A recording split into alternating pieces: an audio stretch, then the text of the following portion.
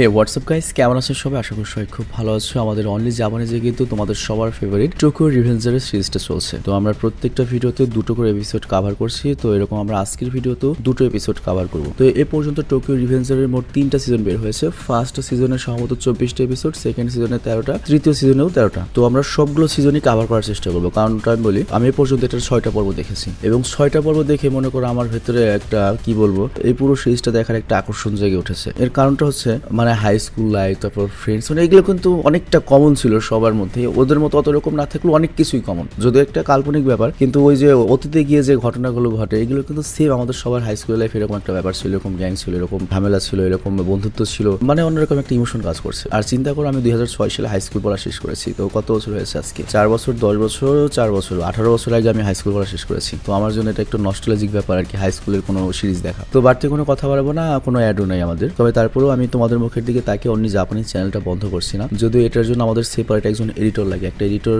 এবং স্ক্রিপ্ট দিয়ে মিনিমাম একটা চ্যানেলের পেছনে 15 থেকে 20,000 টাকা খরচ হয় আমার খরচ বাদে। মানে আমি এত বড় একটা ইউটিউবার, যেখানে যে চুরম দিব আমারও তো একটা বেনিফিট আসা উচিত। আমার খরচ বাদে মিনিমাম 20,000 টাকা খরচ হয় একটা চ্যানেল চালাতে প্রতি মাসে। আর প্রতিদিন ভিডিও দিলে তো কথাই নেই, ও খরচ আরো বেড়ে যাবে। তবে তারপর আমরা আশা রাখছি যে আমরা চ্যানেল চালাতে থাকি, তোমরা যদি সাপোর্ট করো একসময় হয়তো স্পন্সরশিপ বা আমরা একটা ভালো অ্যামাউন্ট বা চালান উঠাতে পারবো আর কি। তো চলো আমরা শুরু করি এপিসোড নাম্বার 5। তো এই এপিসোডের শুরুতে আমরা টাকিমিচিকে দেখতে পাই। তবে গত পর্বে একজন এই নামটা ঠিক করে দিয়েছে, এই নামটার অ্যাকচুয়াল উচ্চারণ হবে হচ্ছে টেকেমেচি হ্যানাগাকি। তো যাই হোক আমরা টেকিমেচি বলবো এখন থেকে আর কি, আমি চেষ্টা করবো মনে রাখার জন্য নামটা। তো আমরা দেখতে পাই টেকিমেচি বর্তমান সময়ে রিয়েল লাইফে যখন কাজে যায় তখন ওর যে বস ছিল, যে ম্যানেজার, সে তাকে বলে তোমাকে তো চাকরি থেকে বের করে দেওয়া হয়েছে, বেরিয়ে যাও এখন এখান থেকে। তো টেকিমেচি বলে কি হয়েছে, আপনি কি বলছেন? তো তখন ওই ম্যানেজার বলে তুমি 2 সপ্তাহ ধরে গায়েব, না তোমাকে মোবাইল ফোনে পাওয়া যাচ্ছে না মেসেজে পাওয়া যাচ্ছে, তোমার সাথে আমরা কোনোভাবেই কন্ট্যাক্ট করতে পারছি না, আর যত বকা আমাকে শুনতে হয়েছে মালিকের পক্ষ থেকে, তো এই জন্য তোমাকে ফায়ার করা হয়েছে, এখন এখান থেকে বের হয়ে যাও। আর তখন টেকেমিচির মনে পড়ে যে আমি তো সারা টাইম ট্রাভেল করে 2 সপ্তাহ ধরে অতীতেই ছিলাম, আমি তো তখন সম্পূর্ণ ঘুমন্ত অবস্থায় ছিলাম, তার মানে রিয়েল লাইফে আমার বডি তো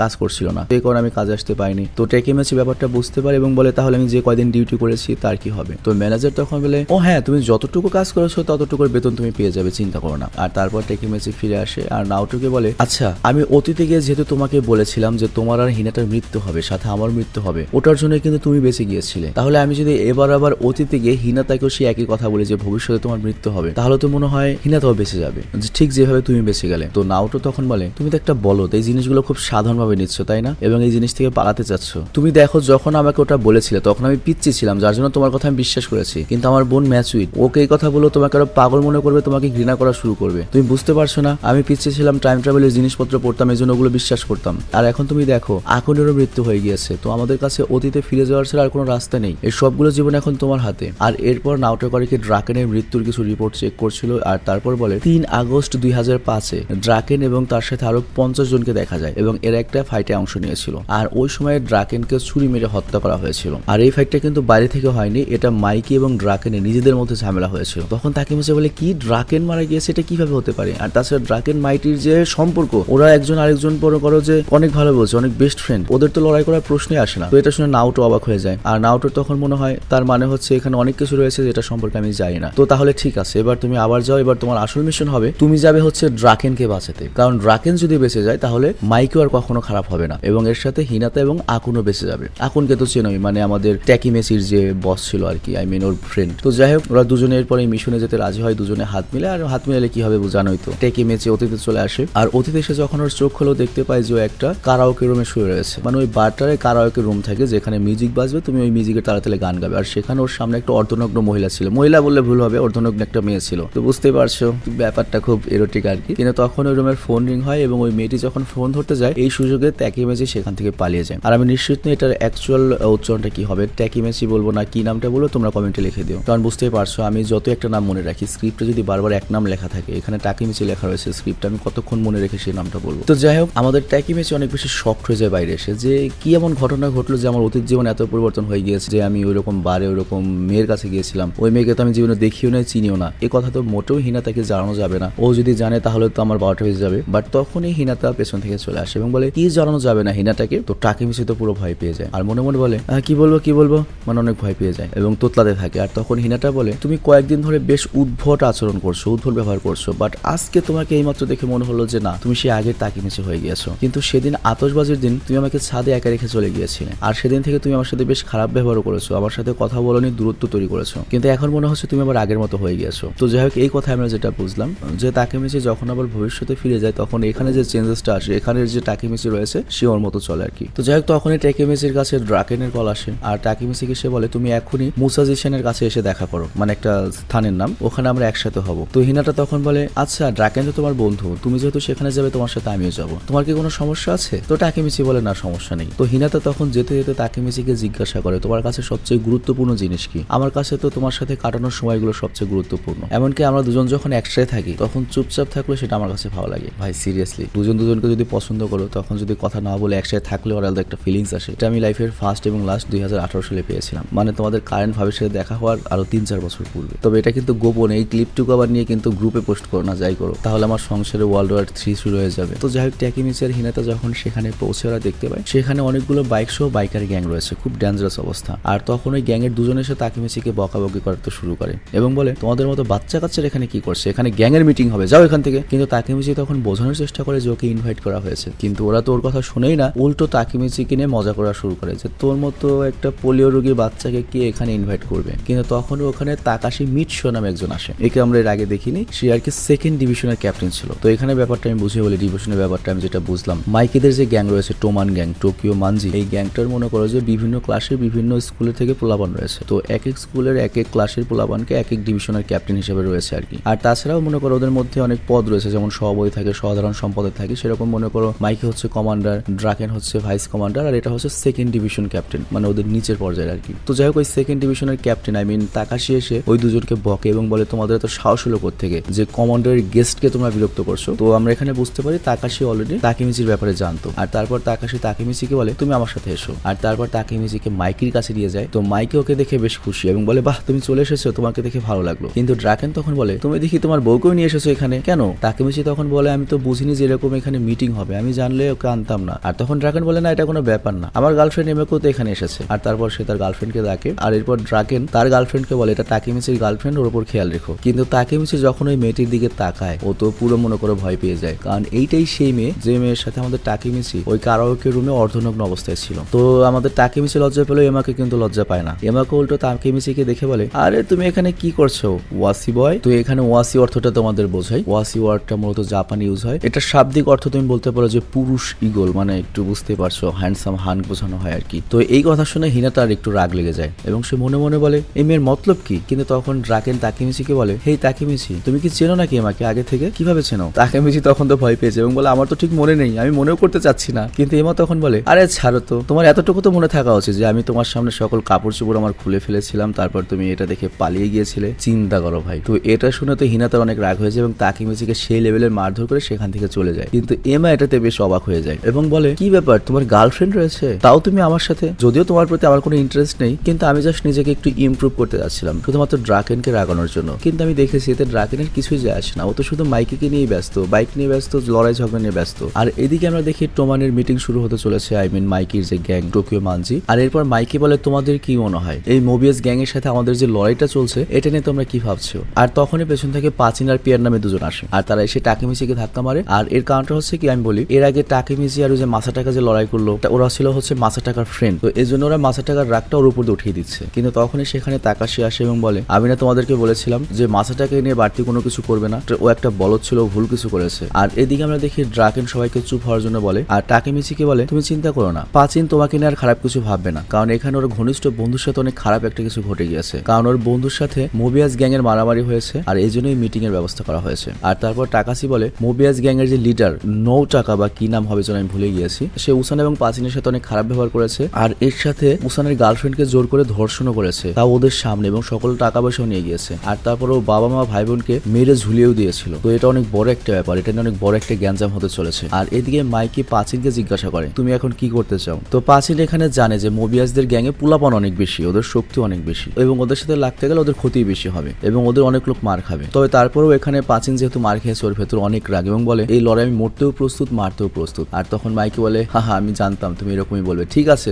আমরা সবাই কি ভয় পাচ্ছি মোবিয়াসদের দেখে? তো সবাই তখন হাসে। আর তারপর মাইকি আবারও বলে তোমার কি মনে হয় মোবিয়াসদের সাথে আমাদের এই খেলা ঠিক হবে? আর এই খেলা খেললে আগামীতে আমাদের অনেক বড় ঝামেলা হতে পারে, এটা নিয়ে কি ভয় পাচ্ছি আমরা? তো এটা শুনে সবাই হাসে। তো এর মানে হচ্ছে সবাই লড়াই করার জন্য পুরো প্রস্তুত। আর এরপর মাইকি বলে আগামী 3 আগস্ট আমরা ওদের অবস্থা খারাপ করে দেবো, আর ওই দিন মোসাসি অনুষ্ঠানে ওদের উপর আমরা আক্রমণ করবো। তো যাই হোক, এরপর আমরা দেখতে পাই টাকেমিচি বাড়িতে শুয়েছিল এবং এই সিচুয়েশনটা নিয়ে ভাবছিল। আর তখন ওর মনে পড়ে যে নারুতো বলেছে যে 3 আগস্টে ড্রাকেনের মৃত্যু হবে, মানে ওই মোবিয়াসদের সাথে যেদিন মারামারি হবে সেদিনই ড্রাকেন মারা পড়বে। তবে মোবিয়াসদের হাতে ড্রাকেন মরবে না, টোমানের অভ্যন্তরীণ ঝামেলার জন্য ড্রাকেন মারা পড়বে। তো টাকেমিচি এখানে বুঝতে পারে না যে সে কিভাবে ড্রাকেনকে বাঁচাবে, কি করা যায়। কিন্তু পরের দিনও এটা ঠিক করে যে ও ড্রাকেনের বডিগার্ড হয়ে থাকবে, তারপর ড্রাকেনকে বাঁচাবে। তো ও যখন ড্রাকেনের কাছে আসে এবং ড্রাকেনকে বলে, ড্রাকেন তখন ওকে মানা করে দেয় এবং বলে, তোমার মতো একটা পোলিও বডিগার্ড দিয়ে আমি কি করবো, আর তুমি এমনিতেও কোনো কাজে আসবে না, তুমি আমার কাছে থাকলে উল্টো আমার ঝামেলা, তোমাকে আমার প্রোটেক্ট করতে হবে। তো তাকেমিচিকে সে তাড়িয়ে দেয়। আর তখন তাকেমিচি ভাবে, আচ্ছা ঠিক আছে, ওর বডিগার্ড না হতে পারে, ওর পিছু তো নিতে পারবো, কি হচ্ছে এটা তো দেখতে পারবো। তো যেই কথা সেই কাজ, ও টাকেমিচির পিছু করতে থাকে। আর এরপর ড্রাকেন একটা রেস্টুরেন্টে ঢোকে,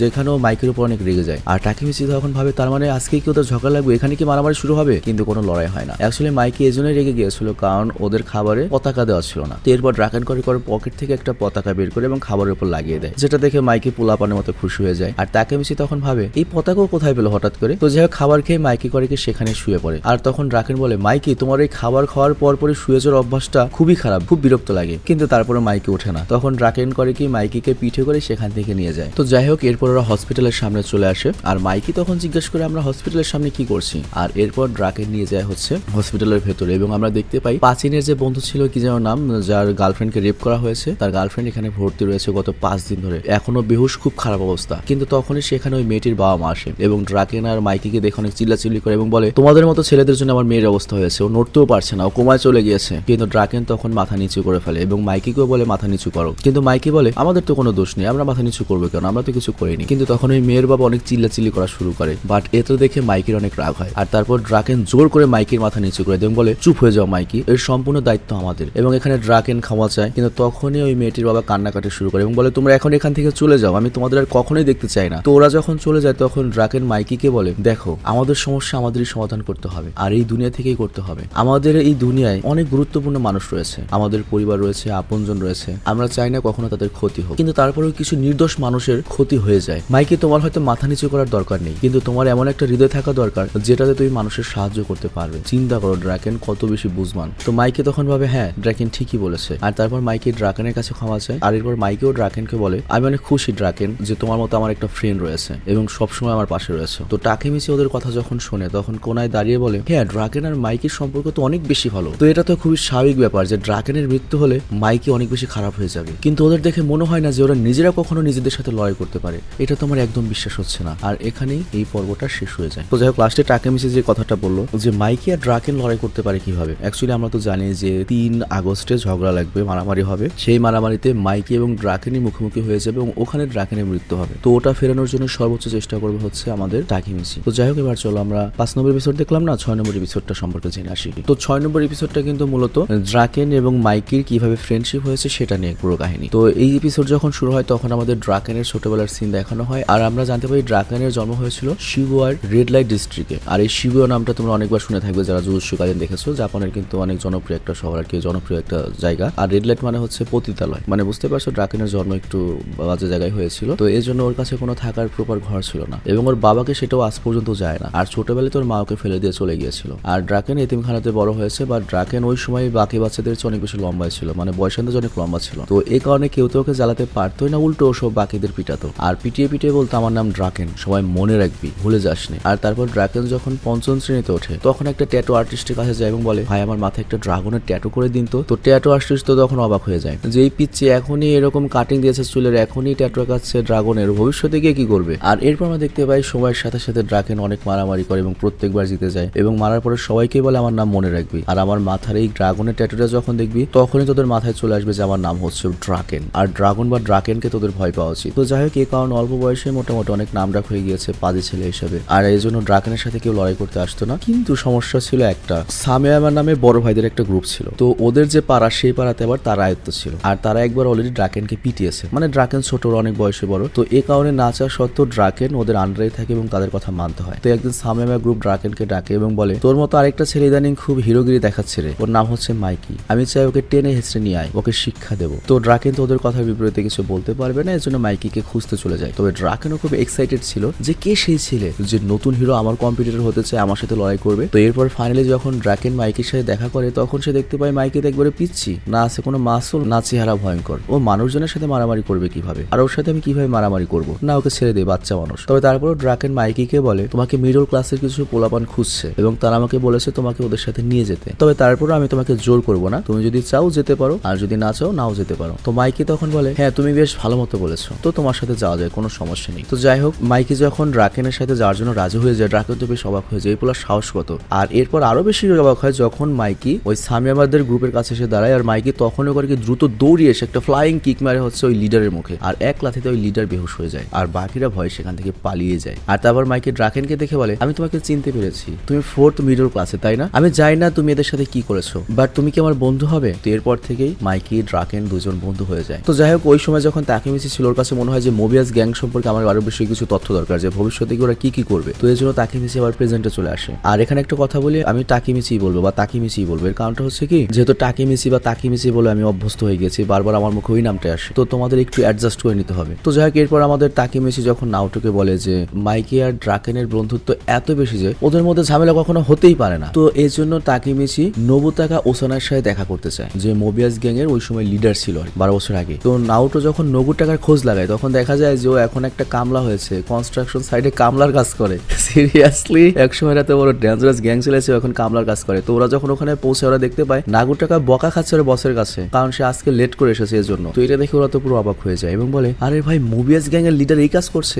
সিরিয়াসলি ভাই, এরকমই হয় হাই স্কুল লাইফের, প্রাইমারি স্কুল লাইফের, এমন এমন অনেক লোক থাকে যারা লাস্টের লাইফে গিয়ে অনেক নিচে থাকে এবং যাদেরকে ক্লাসের কেউ চেয়ে না, তারাই মনে করে অনেক বড় লেভেলে চলে যায়। এটা খুবই স্বাভাবিক একটা ব্যাপার। তো যাই হোক, এরপর নোবুটাকাকে ডেকে আনে কথা বলার জন্য। তো প্রথমে নোবুটাকা না করে দেয় কথা বলতে, রাজি হয় না, এই বিষয়ে কোনো কথা বলবে না। কিন্তু নাওটো যখন বলে যে তোমার জন্য তো ড্রাকেনের মৃত্যু হয়েছিল, তোমার অর্ডারেই তো ড্রাকেনকে মারা হয়েছিল, মানে যেহেতু ওর মোবিয়াস গ্রুপের লিডার ছিল। তো এই কথা শুনে নোবুটাকা শক খেয়ে যায় আর বলে ড্রাকেনকে আমি মারিনি, তবে হ্যাঁ ওই মারামারির পরে টোমান গ্যাং এর নিজেদের মধ্যেই কিছু ঝামেলা হয়েছিল, মানে টোকিও মানজি গ্যাং এর নিজেদের মধ্যে ঝামেলা হয়েছিল, তবে এটা কারো ইশারায় হয়েছিল। আর তারপর নোবুটাকা বলে আমার সময় শেষ, আমাকে এখন কাজে ফিরে যেতে হবে, তা না হলে আবারও বছর বকা খেতে হবে। তবে একটা কথা বলতে পারি, যদি ড্রাকেন বেঁচে থাকতো তাহলে আমার জীবন আজকে তো খারাপ হতো না। তো যাই হোক, এখানে ওরা মোটামুটি একটা ধারণা পায়। আর তারপর আমরা দেখি নাওটো করে কি নোবুটাকার কথা বিশ্বাস করে নেয়, কারণ নোবুটাকা বেশ ভয় পেয়েছিল। আর তখন ওদের মনে হয় নিশ্চয়ই নোবুটাকাকে কেউ ব্যবহার করেছিল টোপ হিসাবে, যাতে টোমান গ্যাং এর মধ্যে ঝামেলা বাঁধে। তো তাকেমিচিকে এখন কি করতে হবে, এই নোবুটাকাকে বা এই ষড়যন্ত্র থেকে টোমান গ্যাংকে বাঁচাতে হবে। তো এই জন্য তাকেমিচি আবারও অতীতে ফিরে যায় এবং মাইকিকে তালাশি করতে থাকে, যাতে ওয়ার্নিং দিতে পারে যে এটা কারো নির্দেশে মোবিয়াস গ্রুপ তোদের উপর হামলা করবে এবং নিজেদের মধ্যে ঝামেলা তৈরি হবে। এই জন্য মোবিয়াস গ্যাং এর সাথে মারামারিটা অ্যাভয়েড করতে হবে। জাস্ট কোনো রকমের 3 তারিখের মারামারিটা না হলেই তো মনে করো ড্রাকেন বেঁচে থাকলেই তো মনে করো কাহিনী উল্টা হয়ে যাবে। কোনো রকমের জাস্ট 3 তারিখটা ড্রাকেনকে বেঁচে থাকতে হবে, ঝামেলাটা থেকে বাঁচাতে হবে। তো যাই হোক, অতীতে যখন তাকেমিচি জাগে তখনও দেখতে পায় ও একটা সাইকেলের পেছনে বসে রয়েছে, আর সাইকেল চালাচ্ছে হচ্ছে আকুন। তো আকুনকে দেখে তো তাকেমিচির চোখে পানি চলে আসে, কারণ আমরা আগের এপিসোডে দেখেছিলাম আকুন সুইসাইড করে মারা যায়। তো আকুনকে দেখে তাকেমিচি খুবই খুশি আর বলে আরে বাহ, তুমি বেঁচে আছো, তোমাকে দেখে আমি অনেক খুশি হয়েছি। কিন্তু আকুন বলে তুই কি গাঁজা খাইছিস নাকি? ইদানিং তোকে খুব আজব লাগে। আমি বললাম কখন? কিন্তু তখন কথা ঘোরানোর জন্য তাকেমিচি আকুনকে জিজ্ঞাসা করে বড় হওয়ার পরে তোমার কি হওয়ার শখ রয়েছে? আকুন তখন বলে তুই আমাকে এই প্রশ্ন করছিস? আচ্ছা ঠিক আছে, যেহেতু জানতে চাচ্ছিস আমি বলি, আমি একজন হেয়ার স্টাইলিশ হতে চাই। মানে আমাদের দেশে হেয়ার স্টাইলিশ করলে হচ্ছে নাপিত, আর বিদেশে হচ্ছে হেয়ার স্টাইলিশ আর কি। তো যাই হোক, তখন তাকেমিচি বলে বাহ বাহ, অনেক ভালো, আমি সব সময় তোকে সাপোর্ট করবো, এটা আমার ওয়াদা। আর এরপর আমরা দেখি তাকেমিচি নেমে যায়, ড্রাকেনের সাথে দেখা করতে চলে যায়। আর ড্রাকেন তখন পাচিন এবং পিয়ানের সাথে ছিল। আর এখানে লক্ষ্য, পাচিন পিয়ান দুজনে একজনে কিন্তু তাকেমিচিকে পছন্দ করে না, আর পিয়ানের গার্লফ্রেন্ডকে তো রেপ করেছে, ওদের দুজনেই তো মার খেয়েছে ওরা। তো তাকেমিচি ওখানে পৌঁছে বলে মাইকি,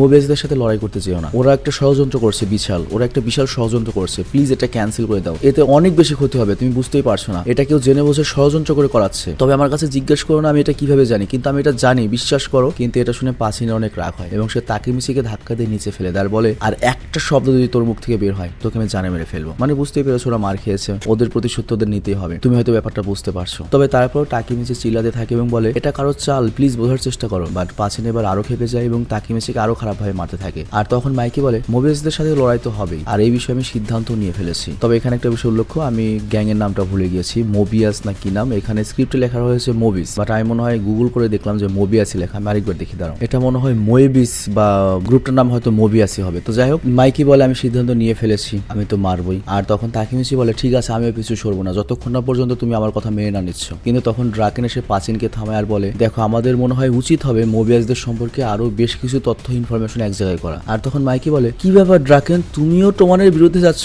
ড্রাকেন তখন বলে আমি টোমানের বিরুদ্ধে যাচ্ছি না, কিন্তু আমাদের এটা নিয়ে ভাবা উচিত। কিন্তু তখনই সেখানে নোবুটাকা ওশানায় চলে আসে একাই, মানে ও কিন্তু মোবিয়াস গ্যাং এর লিডার ওই সময়। তো ও তখন বলে তোমাদের সবার চেয়ে আমি 2 বছরের বড়, একটু সম্মান দিয়ে কথা বলো। তো নোবুটাকাকে দেখে পাচিন তো খেপে যায়, মার খেয়েছে এবং ওর দিকে তেড়ে আসে। বাট নোবুটাকা এত বেশি শক্তিশালী যে পাচিনকে এক ঘুষি মেরে একবারে বেহুশ করে দেয়। আর তারপর নোবুটাকা বলে কি ঘোড়ার গ্যাং বানিয়েছো, হ্যাঁ এ তো দেখছি সব বাচ্চা পোলাবান, তোমাদের গ্যাং এর নাম টোমান গ্যাং না দিয়ে বাচ্চা গ্যাং রেখে দাও। আমি শুনেছি তোমরা নাকি আবার আমাদের সাথে লড়াই করতে যাচ্ছ, তো এই জন্য আমি নিজে এলাম তোমাদের সাথে দেখা করতে। তো আমরা তো মনে করেছিলাম যে ও একাই এসেছে, বাট তখনই দেখা যায় মোবিয়াসদের অনেকগুলো মেম্বার এখানে চলে এসেছে এবং চারদিক থেকে ওদের ঘিরে ফেলেছে। আর আজকে হচ্ছে আগস্টের 3 তারিখ। তো টাকেমিচি তখন বলে ভাই সাহেব এটা কি হচ্ছে, এখান থেকে আমরা বেঁচে ফিরবো কিভাবে, আর লড়াই আমি আটকাই কিভাবে, ড্রাকেনকে বাঁচাবো কিভাবে, মানে এরকম একটা কিছু। তো সবকিছু প্ল্যান মাফিক হচ্ছে না, টাকেমিচির আওতার বাইরে চলে যাচ্ছে। তো এখানেই এপিসোডটা শেষ হয়ে যায়। তো যাই হোক আজকের মতো আমি বিদায় নিচ্ছি, তোমরা ভালো থেকো, সুস্থ থেকো, আর দেখা হবে কালকের আবার কোন একটা ভিডিওতে। বাট মাঝখানে যদি একদিন গ্যাপ চাই, তোমরা অবশ্যই বিষয়টাকে সহজভাবে নিও। আর নামটাম যদি ভুল হয় বা আমি যদি কোনো গ্যাং এর নাম বা কারোর নাম যদি আমি ভুল করি, সেটা তোমরা সহজভাবে নিও, কারণ